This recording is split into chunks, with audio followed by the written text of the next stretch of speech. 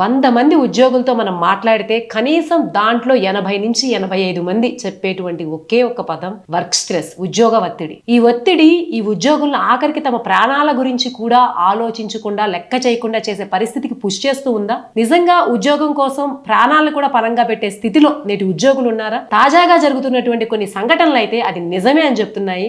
మనం గతంలో ఎన్నో చూసాము. రెపిడోనో లేకపోతే ఊబరో బుక్ చేసుకుని బైక్స్ బుక్ చేసుకుని ముందు రైడర్ డ్రైవ్ చేస్తూ ఉంటే వెనక్కి కూర్చుని ల్యాప్టాప్స్ పెట్టుకుని వర్క్ చేస్తున్నటువంటి ఎన్నో వీడియోస్ వైరల్ అయ్యాయి. సో డ్రైవర్ డ్రైవ్ చేస్తూ ఉన్నాడు, నేను వర్క్ చేసుకుంటూ ఉన్నాను, నేను సేఫ్గా ఉన్నాను అనుకుని ఉండొచ్చు. సో అటువంటి ఇన్సిడెంట్స్ చూసాము. హైదరాబాద్లో జరిగినటువంటి ఇటువంటి ఒక సంఘటనపై Hyderabad commissioner of police Sajjanar respond అయ్యారు. యువతనే కాదు ఉద్యోగులందరినీ కూడా ఇటువంటి విషయాలపై అప్రమత్తంగా ఉండమని చెప్పారు. ఆ సంఘటన ఏంటి అనే వివరాల్లోకి వెళ్తే, ఒక అతను తను బైక్ డ్రైవ్ చేస్తూ ల్యాప్టాప్ మీద వర్క్ చేసుకున్నాడు. వెనక కూర్చొని వర్క్ చేయడం ఒక రకము, డ్రైవ్ చేస్తూ ఒక పక్కన ల్యాప్టాప్ మీద వర్క్ చేస్తూ ఉన్నాడు.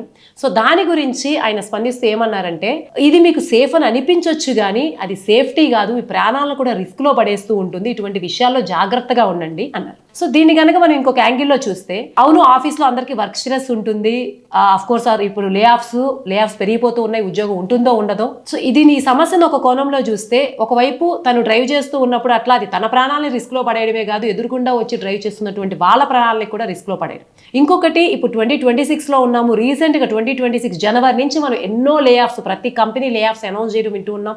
ఉద్యోగం ఉంటుందా ఉండదా, ఒక భద్రత గురించి ఎన్ని అవర్స్ అయినా సరే ఎక్స్ట్రా వర్క్ చేయడానికి, ఉద్యోగాన్ని కాపాడుకోవడానికి, చుట్టూ పెరుగుతున్న ధరల విషయంలో 1 to 2 జాబ్స్ చేసైనా, ఒకటే కాకుండా ఇంకో జాబ్ చేసైనా సరే కుటుంబాన్ని నడుపుకునే ఉద్యోగుల్ని చూస్తూ ఉన్నాం. ఈ నేపథ్యంలో వర్క్ స్ట్రెస్ లేదు అని అయితే చెప్పలేం, ఖచ్చితంగా ఉంది. మరి దీనికి సొల్యూషన్ ఎక్కడ టైం వేస్ట్ చేయకుండా ఆఖరికి డ్రైవింగ్ చేసే టైంలో కూడా వర్క్ చేయడం అయితే కాదు, కావాలంటే ఇంటి దగ్గర నుంచి 1 గంట 2 గంటల ముందు బయలుదేరొచ్చు, లేకపోతే ఒక అరగంట ఆఫీస్కి లేటుగా వెళ్ళొచ్చు. అరగంట ఆఫీస్కి లేటుగా వెళ్ళినందుకు ఆఫీసర్కి ఒక ఎక్స్ప్లెనేషన్ ఇవ్వచ్చు, మహా అయితే ఏమైనా కమెంట్స్ లాంటివి చేస్తే పడవచ్చు. కానీ ముందు చేరుకోవాలనో, ముందు వర్క్ అవ్వాలనో చేసేటువంటి ఇటువంటి తప్పిదాలు, ముఖ్యంగా బైక్స్ మీద ఉండి డ్రైవ్ చేస్తూ చేసేటువంటి తప్పిదాల వల్ల ప్రాణాలు కోల్పోతే ఆ ప్రాణాలు వెనక్కి తీసుకురాలేం. ఇంకొకటి, ఎవరైతే ఇలా జాబ్స్ చేస్తూ ఉంటారు, అంత స్ట్రెస్ఫుల్ జాబ్ చేస్తూ ఉన్నారంటే ఖచ్చితంగా ఎక్కువ ఎర్న్ చేసే వాళ్ళు అయి ఉంటారు మ్యాక్సిమం అనుకోవచ్చు.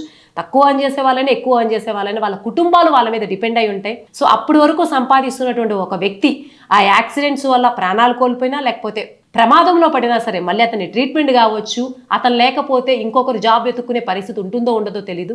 సో ఇటువంటి పరిస్థితుల్లో దయచేసి ఇటువంటివి మాత్రం చేయడం చాలా రిస్కే. సో ఇప్పటి నుంచి మీలో కూడా చాలామంది వర్క్ స్ట్రెస్తో ఫీల్ అవుతూ ఉంటారు. సో ఎంత వర్క్ స్ట్రెస్లో ఉన్నా సరే దానికి ఉన్నటువంటి హెల్దీ ఆప్షన్స్ ఎంచుకోండి. లైక్ ఆఫీస్కి ముందు వెళ్ళడం, లేకపోతే మీకున్న పరిధిలో మీ ఖర్చులు తగ్గించుకుని బతకడం తప్ప కత్తి మీద సాములాగా రోడ్డు మీద ఇటువంటి విన్యాసాలు చేస్తూ నాకేం కాదు, ఆ ప్రమాదం ఎవరికో జరుగుతుంది, 100కో 1,00,000కో ఒకరికి జరుగుతుంది కానీ మన వరకు ఎందుకు వస్తుంది అన్న నిర్లక్ష్యంతో ఉంటే మాత్రం ఖచ్చితంగా ఆ ప్రమాదం మీ వరకు వస్తుంది. ఇదైతే మనసులో పెట్టుకోండి. వర్క్ లైఫ్ బ్యాలెన్స్ అనేది ఎంత ఇంపార్టెంటో ఇటువంటి ఇన్సిడెంట్స్ చెప్తూనే ఉన్నాయి. ఎంతోమంది మోటివేటింగ్ సెషన్స్ చెప్తూ ఉన్నారు, వర్క్ లైఫ్ బ్యాలెన్స్ గురించి సెషన్స్ ఇస్తూ ఉన్నారు. అయినప్పటికీ మళ్ళీ ఉద్యోగులు తమ ఉద్యోగ పరిధికి వచ్చేసరికి ఇలాగే బిహేవ్ చేస్తున్నటువంటి సంఘటనలు అయితే వెలుగులోకి వస్తున్నాయి. సో ఈ సంఘటన గురించి, దీని మీద అప్రమత్తత గురించి మీరేమనుకుంటున్నారో కమెంట్స్లో తెలియజేయండి.